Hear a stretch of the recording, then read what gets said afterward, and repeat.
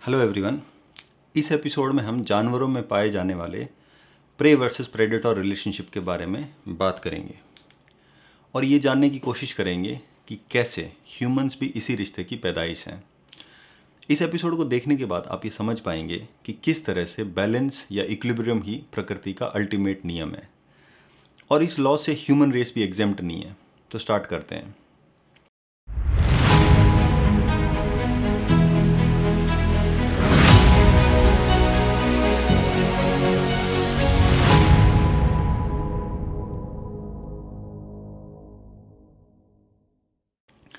पहले तो मैं ये बता दूं कि प्रे मतलब शिकार और प्रेडेटर मतलब शिकारी, और इनका रिश्ता होता है प्रेडेटर प्रे को हंट करता है अपनी भूख मिटाने के लिए।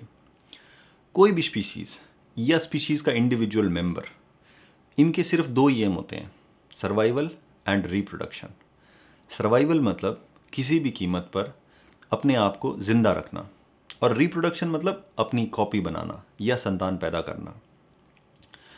In fact religion, ideology, corporation, nations, empires, culture, language, ये सब भी लाइव ऑर्गेनिज्म की तरह एक्ट करते हैं। मतलब इनके भी सिर्फ दो ही एम होते हैं, सर्वाइवल एंड रिप्रोडक्शन। जो कोई भी इन दोनों ऑब्जेक्टिव्स में फेल करता है वो एक्सटिंक्ट हो जाता है। इस पे हम किसी और एपिसोड में बात करेंगे। एक्चुअली रिप्रोडक्शन एंड सर्वाइवल की इंपॉर्टेंस इस कहावत से समझी जा सकती है, लव एंड वॉर में सब जायज़ है। इसमें लव रेफर करता है रिप्रोडक्शन को, वॉर रेफर करता है सर्वाइवल को। और इस कहावत का मतलब है कि जब रिप्रोडक्शन एंड सर्वाइवल की बात आती है तो मोरालिटी भाड़ में गई, सब जायज़ है। Biology and specifically evolutionary biology में हर एनिमल को सिर्फ एक जीन समझा जाता है, और जीन कभी मरता नहीं है। पेरेंट्स का जीन उनकी औलाद के थ्रू कंटिन्यू करता है। हाँ, इंडिविजुअल मेंबर्स मरते हैं, जीन सिर्फ तभी मरता है जब पूरी स्पीशीज ही एक्सटिंक्ट हो जाती है। कहने का मतलब जीन के केस में सिर्फ सर्वाइवल इंपॉर्टेंट होता है, यहाँ रिप्रोडक्शन सर्वाइवल में ही इंक्लूडेड रहता है। अब जीन सर्वाइव कैसे करता है? By constantly mutating to be either more effective और to be more evasive. Mutation का मतलब जीन लगातार इवॉल्व या इंप्रूव करता रहता है, या तो मारने की विद्या में या भागने की विद्या में, डिपेंडिंग अपॉन किसके जीन की बात कर रहे हैं। एनिमल्स में ये इंप्रूवमेंट मेनली बॉडीली एबिलिटीज में होता है, जैसे कि speed, stealth, camouflage, claws, horn, poison, anti poison abilities इत्यादि। इन सब एबिलिटीज का एक ही एम होता है, दूसरे को मारना या अपने आप को बचाना। अनफॉर्चुनेटली ह्यूमंस के पास इनमें से कोई भी बॉडीली एबिलिटी नहीं होती है। ऐसा क्यों है, इसका आंसर हम आगे के एपिसोड में फाइंड आउट करेंगे। बहुत लोगों को तो ये भी नहीं पता होता है कि ह्यूमंस प्रे में आते हैं या प्रेडेटर्स में। अब हम अगले सेक्शन पे आते हैं। बोथ प्रे एंड प्रेडेटर को इवॉल्व टुगेदर। मतलब प्रे में अगर कोई इंप्रूवमेंट आएगा तो प्रेडेटर में भी आएगा। जैसे अगर ज़ीब्रा की स्पीड बढ़ गई तो लायन की स्पीड भी बढ़ेगी, क्योंकि इन दोनों में प्रे वर्सेस प्रेडेटर का रिश्ता होता है। ऐसा नहीं है कि माउस की फुर्ती बढ़ गई तो शेर की फुर्ती भी बढ़ेगी, क्योंकि माउस शेर का प्रे नहीं होता है। सो प्रे और प्रेडेटर के अडेप्टेशंस एक दूसरे पर डिपेंड करते हैं। It is called evolutionary arms race, similar to arms race, जहाँ पे अगर एक कंट्री कोई नया वेपन एक्वायर करती है तो राइवल कंट्री भी इमीडिएटली उसी वेपन या उसके तोड़ को एक्वायर करने की कोशिश करती है। डार्विन ने अपनी book the descent of man में बोला है कि ना सबसे ताकतवर सर्वाइव करता है और ना सबसे इंटेलिजेंट सर्वाइव करता है। प्रकृति में वो सर्वाइव करता है जो सबसे तेज अडाप्ट कर पाता है। अडाप्ट का मतलब सिचुएशन के अनुकूल अपने आप को ढाल लेना। अब बहुत सारे लोगों को लगेगा कि प्रेडेटर को किससे खतरा हो सकता है? प्रेडेटर को खतरा होता है भूख से। देखो, प्रकृति का सिर्फ एक ही नियम है, बैलेंस। बड़े से बड़ा सूरमा इस नियम के सामने धाराशायी हो जाता है। प्रकृति को कुछ लोग गॉड या सुप्रीम पावर भी बोलते हैं। हिंदू धर्म में प्रकृति को आत्मान बोला गया है। ध्यान रहे, ये बैलेंस इंडिविजुअल लेवल पे, फैमिली लेवल पे, बिजनेस लेवल पे, पॉलिटिकल लेवल पे, कास्ट लेवल पे, कल्चरल लेवल पे, नेशनल लेवल पे, स्पीसीज लेवल पे, मतलब सब जगह काम करता है। अब हम ये अब हम ये समझते हैं कि ये बैलेंस स्पीशीज लेवल पे कैसे काम करता है। सपोज करो कि ज़ीब्राज में कुछ ऐसा म्यूटेशन हुआ कि उनकी स्पीड बढ़ गई, तो लायंस उनको पकड़ नहीं पाएंगे और सारे लायंस भूख से मर जाएंगे। ऐसा होने पे ज़ीब्राज की संख्या तेज़ी से बढ़ने लगेगी और थोड़े ही टाइम में ज़ीब्राज आसपास की सारी वनस्पति खा जाएंगे। और जब उनके पास कुछ खाने को नहीं बचेगा तो ज़ीब्राज भी साफ। अब दूसरी साइड पे आते हैं। मान लो जेनेटिक म्यूटेशन की वजह से लायंस की स्पीड बढ़ गई और उनके लिए ज़ीब्राज को मारना बहुत आसान हो गया, तो लायंस को खाना खूब मिलेगा। इससे लायंस की संख्या बढ़ेगी। अब थोड़े ही दिनों में सारे ज़ीब्राज साफ, बट फिर लायंस क्या खाएंगे, एंड अल्टीमेटली लायंस भी साफ। So balance is an evolutionary force जो दोनों स्पीशीज़ की फिटनेस बढ़ाता है और दोनों स्पीशीज़ को ग्रो करने पे मजबूर करता है। ये बैलेंस अगर थोड़ा सा भी डिस्टर्ब हो ना तो भूचाल आ जाता है, कई प्रजातियां नष्ट हो जाती है। इसका एक उदाहरण है ऑस्ट्रेलियन रैबिट एग्जाम्पल। 1859 में थॉमस ऑस्टिन नाम के एक वेल्थी यूरोपियन सेटलर को किसी ने 13 रैबिट गिफ्ट में भेजे। उसने उनको ऑस्ट्रेलिया में अपने फार्म हाउस पे खुला छोड़ दिया। चूंकि ऑस्ट्रेलिया में रैबिट्स नहीं पाए जाते थे तो रैबिट्स के लिए वहाँ पे ना कोई नेचुरल प्रेडेटर भी नहीं था। थोड़े ही टाइम में रैबिट्स की तादाद करोड़ों में पहुंच गई। आज तक ऑस्ट्रेलियन गवर्नमेंट वहाँ पे रैबिट से लड़ रही है। एनवायरमेंटल एक्टिविस्ट इसीलिए इतना चिल्ला चिल्ला के बोल रहे हैं कि डिफॉरेस्टेशन एंड ग्लोबल वार्मिंग की वजह से अगर 2-4 स्पीशीज़ भी विलुप्त हो गई ना तो इसका इम्पैक्ट किसी भी मैथमेटिकल मॉडलिंग से प्रेडिक्ट नहीं कर पाएंगे। पर हम ह्यूमंस तो अपने आप को महान या भगवान समझते हैं ना, सुनते कहाँ हैं किसी की। Next section mathematical modelling. Prey versus predator की मैथमेटिकल मॉडलिंग भी होती है, जिसका ग्राफ कुछ ऐसा दिखता है। ये मॉडलिंग भी नेचुरल बैलेंस को रिप्रेजेंट करती है। इस मॉडलिंग के हिसाब से पहले प्रे की पॉपुलेशन बढ़ती है जो ज़्यादातर प्रेडेटर्स को सस्टेन कर सकती है। एक बार प्रेडेटर बढ़ने लगते हैं तो प्रे की पॉपुलेशन कम होने लगती है, जिसकी वजह से प्रेडेटर्स भूख से मरने लग जाते हैं। इसकी वजह से प्रेडेटर्स की पॉपुलेशन कम होने लगती है। जब प्रेडेटर्स की पॉपुलेशन कम होने लगती है तो प्रे की पॉपुलेशन फिर से बढ़ने लग जाती है और ये साइकिल चलता रहता है। वॉर पीस का साइकिल भी कुछ ऐसा ही चलता है। ये कोई कोइंसिडेंस नहीं था कि 2 वर्ल्ड वॉर के बाद यूरोप एकदम से पीसफुल हो गया था।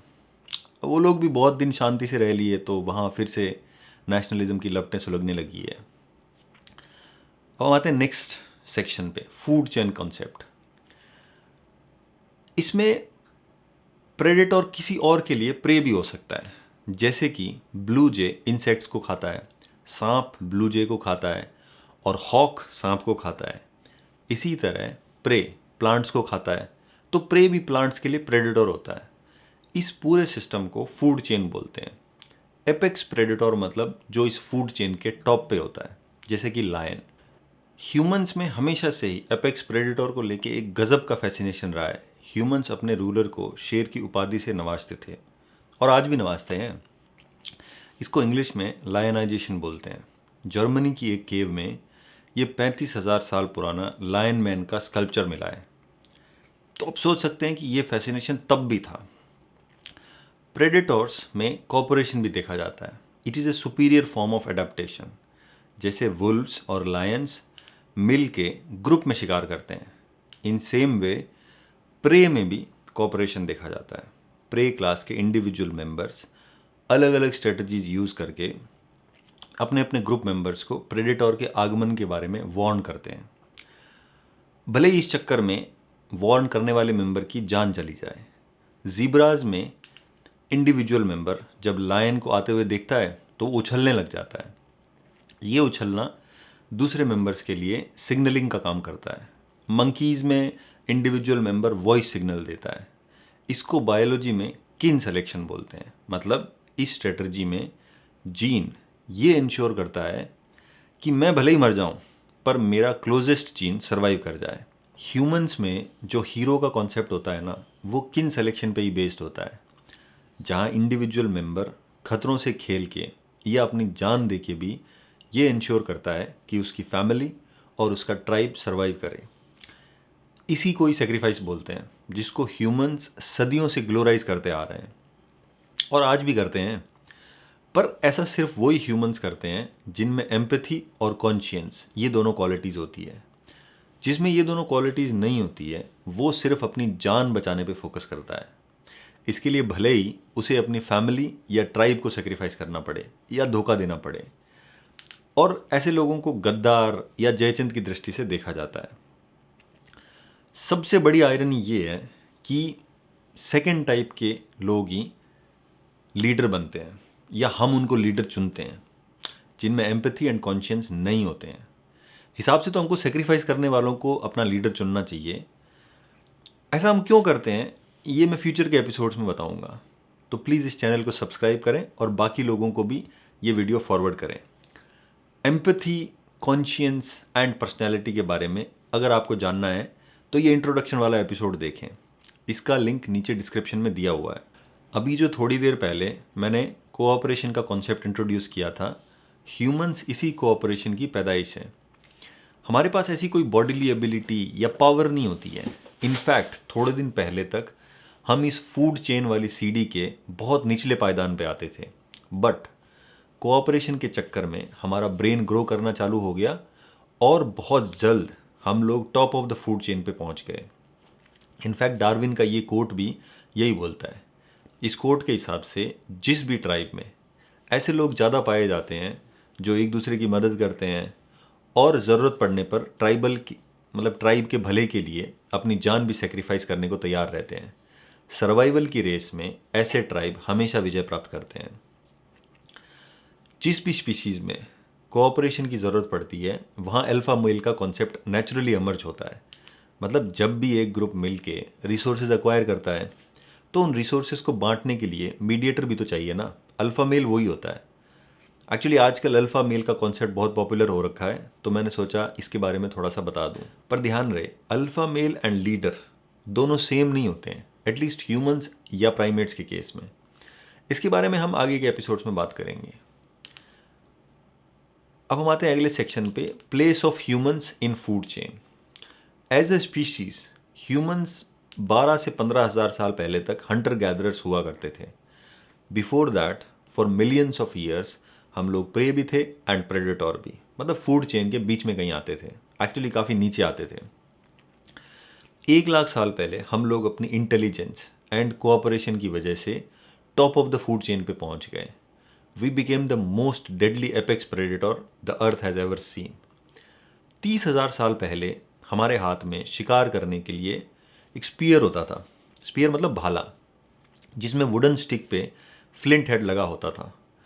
आज इस फ्लिंट हेड की जगह भले ही न्यूक्लियर वॉर हेड ने ले ली है, बट जेनेटिकली हमारे में नेग्लिजिबल चेंज आया है। फॉर एग्जाम्पल, आज हमारा क्लोजेस्ट लिविंग रिलेटिव चिंपैंजी है, जिससे हम 60 लाख साल पहले अलग हुए थे। बट फिर भी चिंपैंजी और हमारा डीएनए 96% मैच करता है। इनफैक्ट चिंपैंजी का खून चढ़ाया जा सकता है ह्यूमंस को। अब आप सोच के देखो कि 60 लाख साल में हमारा डीएनए सिर्फ 4% चेंज हुआ है, तो लास्ट 15,000 साल में कितना चेंज हुआ होगा। इसके बावजूद लास्ट 15,000 साल में हम ह्यूमंस ने इमेंस ग्रोथ की है। पर ये सारी ग्रोथ ना वर्चुअल है, मतलब बॉडी में कोई चेंज नहीं आया है। जैसे हमने इंस्टीट्यूशंस बनाए, टूल्स एंड वेपन्स बनाए, सिटीज़ एंड सिविलाइजेशन खड़े किए, इंस्टीट्यूशन एंड डेमोक्रेसीज बनाई इत्यादि। और ये रैपिड ग्रोथ ही हमारे बहुत सारे मॉडर्न प्रॉब्लम्स की जड़ है। चूँकि हमारी बॉडी को अडेप्ट करने के लिए बिल्कुल भी टाइम नहीं मिला, इसीलिए हमारा दिमाग और बॉडी आज भी वैसे ही फंक्शन करते हैं जैसे हम अभी भी अफ्रीका के सवानाज में अपने ट्राइब के साथ रह रहे हैं। फॉर एग्जाम्पल, लास्ट 500 सालों में एवरेज ह्यूमंस के पास रिसोर्सेज 100 गुना बढ़ गए हैं। अब कोई भूख या बीमारी से नहीं मरता है। फिजिकल कंफर्ट की सारी चीज़ें हैं हमारे पास। इनफैक्ट हम अपने एनवायरनमेंट का टेम्परेचर एंड ह्यूमिडिटी तक अपनी ज़रूरत के हिसाब से कंट्रोल कर सकते हैं।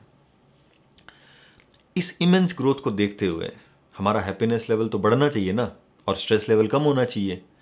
बट एक्चुअली इसका उल्टा हो रहा है। युवल नोहा हरारी ने अपनी बुक सेपियंस में लिखा है कि भले ही हमारे पास सारी मॉडर्न फैसिलिटीज़ हैं, बड़े से बड़े इंस्टीट्यूशंस हैं और हम लोग व्हाट्सएप पे इंटेलेक्चुअल कॉन्वर्जेशन करते हैं।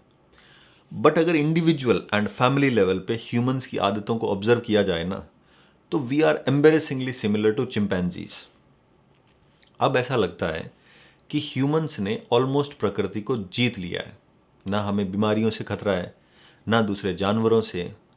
हमारी पॉपुलेशन इतनी तेजी से बढ़ी है ना कि लास्ट 1 लाख साल में हमने अफ्रीका के एक छोटे से सवाना से निकल के पूरे वर्ल्ड पे कब्जा कर लिया है।